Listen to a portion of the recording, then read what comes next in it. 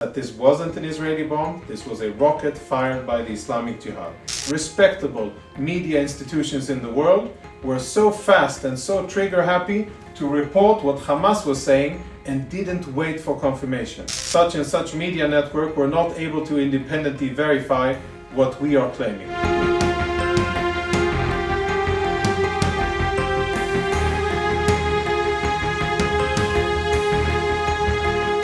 So the first thing that I actually would want to talk about is this.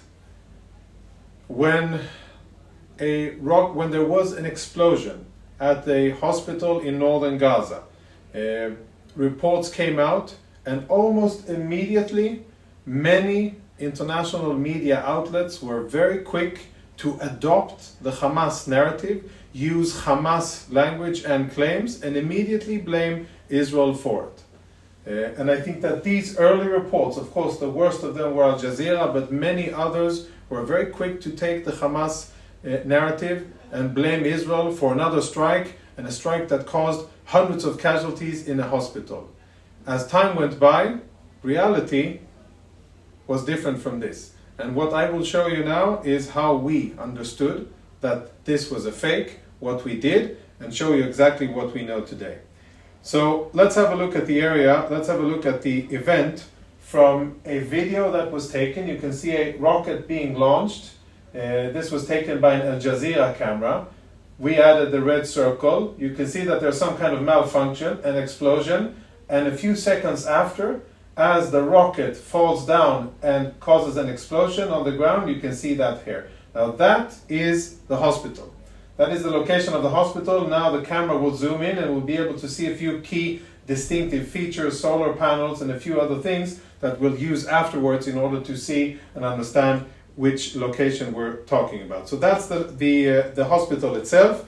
Let's have a look at another point of view. This here already is our footage that we provided a few hours after the allegations were made that Israel had struck. We obviously wanted to know if we had struck it or not.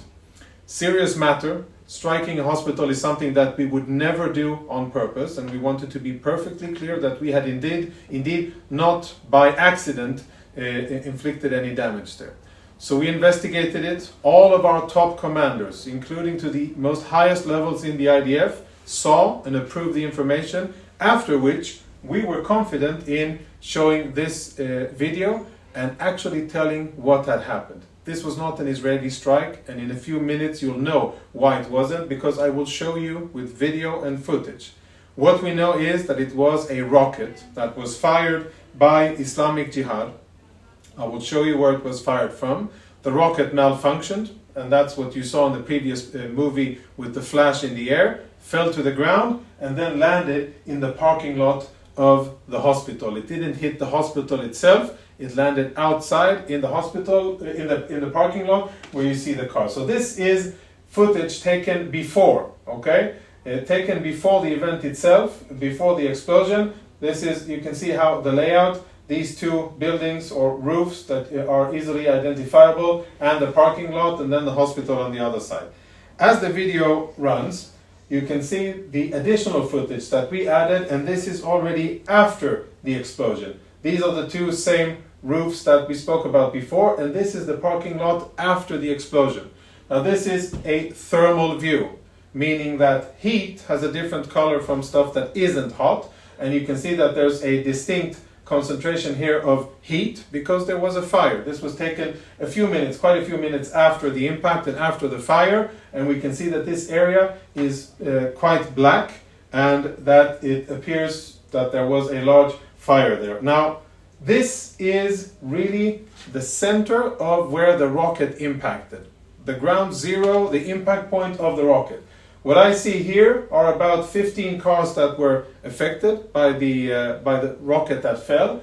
I see remains of fire. What I don't see is bodies. If 500 people were indeed killed here, or 471, which is the latest update from the Hamas-controlled Ministry of Health in Gaza, where were they here? This is just a few minutes or a few moments after the rocket impacted and the fire erupted. Where are all the bodies? That doesn't make sense to me. I don't have an answer, but I'm not the one who should be providing answers to this. Answers to this should be provided by either Hamas or the Gaza Health Ministry, run by Hamas, or by journalists who claim that this was us. If so many people were killed, where are the bodies? I don't really understand that, but maybe that's just me. Let's continue. The video continues to roll and we see the area. And in this location here, what we can see is again the concentration of heat. There's a comparison between the location before the explosion and after the explosion, just to show you how it looked before and then after. Again, the picture of the explosion site, and you can see that here in this picture, white signifies heat, and you can see that this was the center of it. Now comes a very important part. If we look at it again, and if I go forward and we'll see the screen, you'll see that there is one thing missing, which is very important when it comes to understanding what actually hit the ground. It may be difficult to see from there, but we'll have a better picture. In this area, what you don't see, maybe I'll be able to zoom in a little bit. Never mind this. What you don't see is a crater. When a bomb, a big bomb, like the bombs that we use, hits the ground, it creates a very big crater. Depending on how big the munition is, the bigger the crater. And I'll show you an example of such craters for you to be able to understand what it is that I'm talking about.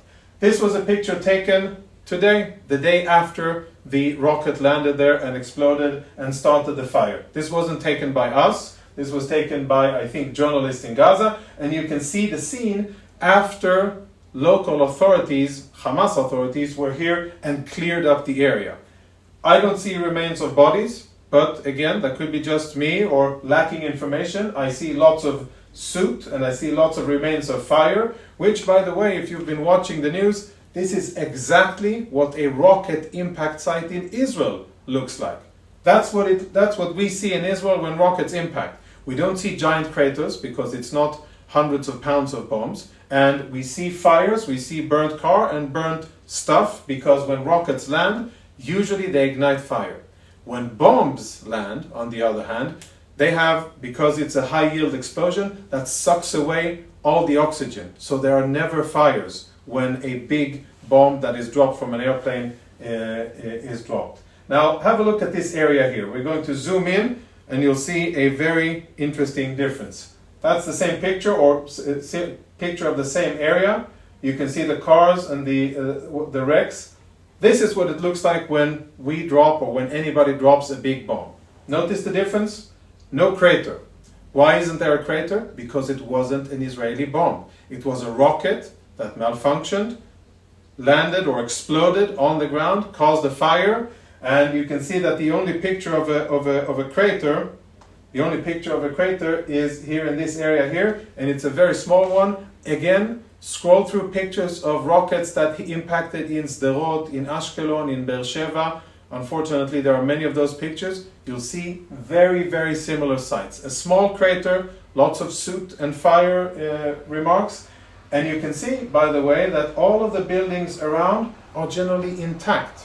If a big Israeli bomb had been dropped here, none of this would have been intact. All of that would have been obliterated because of the force of the explosion. Yet another part of evidence that this wasn't an Israeli bomb. This was a rocket fired by the Islamic Jihad. Now, I want to show something else. The moment of the event, we exported this print screen from our radar system. That's why it looks kind of sketchy, because it's not meant for public display. It's a operational system. The red dot is where the rockets were launched from, and the white dot is where the hospital is. And as you can see, there was a barrage of rockets, and you could see that on the video as well, seen on Al Jazeera and many other parts of footage. Many rockets being fired, one of them misfiring, malfunctioning, exploding, and then exploding on the ground and causing the fire. That's what happened. Nothing else, no Israeli strike, nothing sinister on our behalf, but what ensued was indeed sinister. And I find it worrying, and I find it sad that so many distinguished, respectable, media institutions in the world were so fast and so trigger happy to report what Hamas was saying and didn't wait for confirmation. Didn't wait to publish numbers that they claimed, which up until today have not been verified or proved, and were, how should we say it, very skeptical when we presented information and evidence. And what I've seen in tweets all day is that such and such media network were not able to independently verify what we are claiming. I don't know that they've verified what Hamas is claiming. And I find it very odd and absurd that we are held in parity with Hamas, a terrorist organization that lies, manipulates, murders, abducts, rapes, and does all of the worst atrocities. And our word is worth as much as Hamas. I find it absurd, and I think that if there are true professionals in the media, in these organizations and others, there should be hard conversations in the newsrooms about how this happened and how Hamas could spin a non-issue into something that affected the entire region, with riots going on in many places of the Middle East as a result.